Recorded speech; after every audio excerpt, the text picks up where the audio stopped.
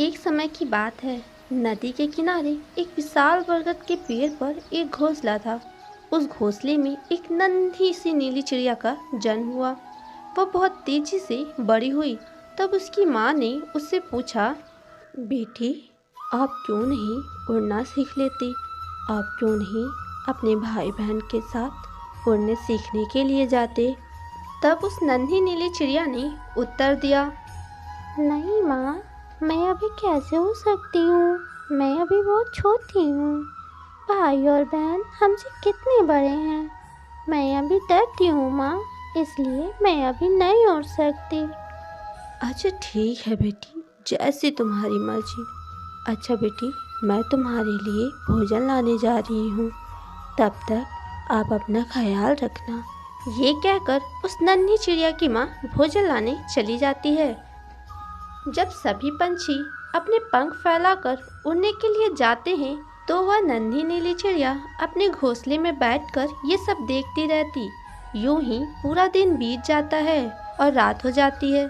सभी पंछी अपने अपने घोंसले में सोने के लिए चले जाते हैं। जब सभी पंछी सो रहे थे तभी नन्ही चिड़िया ने अपने घोंसले के सामने नदी में कुछ चमकता हुआ देखा। तब उसने अपने माँ से पूछा, माँ, वो क्या है? देखो ना, कितना चमक रहा है। बताइए ना माँ।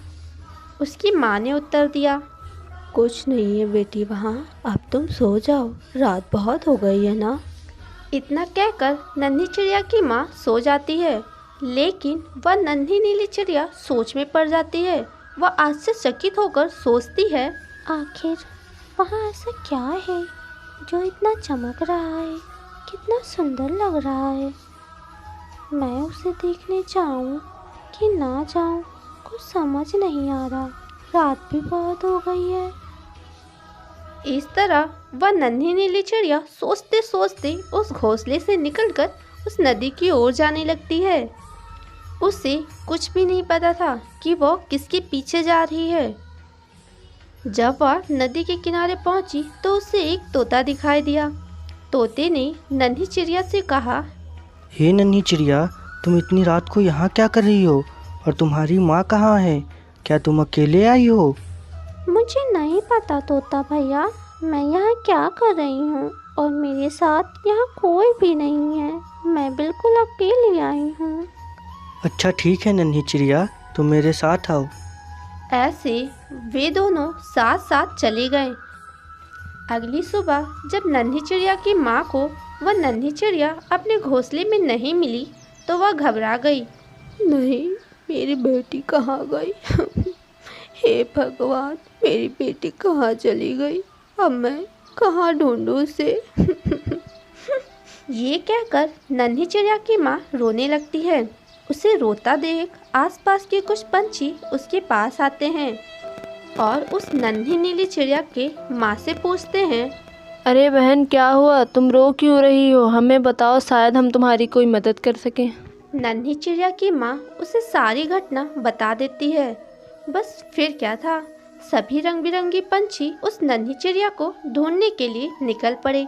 कुछ समय तक ढूंढने के बाद उन्होंने एक तोते के साथ नन्ही चिड़िया को देखा।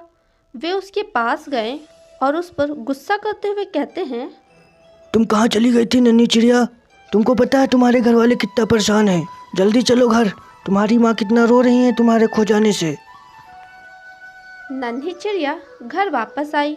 तब उसकी माँ ने उससे पूछा, तुम कहाँ चली गई थी नन्ही चिड़िया?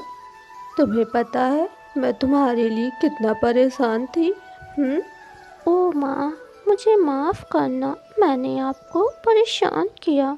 आपको पता है माँ, मैं उस चमकती हुई वस्तु को देखने गई थी और वहाँ कोई भी चमकती हुई चीज़ नहीं है, बल्कि वहाँ तो। अच्छा ठीक है नन्ही चिड़िया, तुम मेरे साथ आओ। ऐसे वे दोनों साथ साथ चले गए।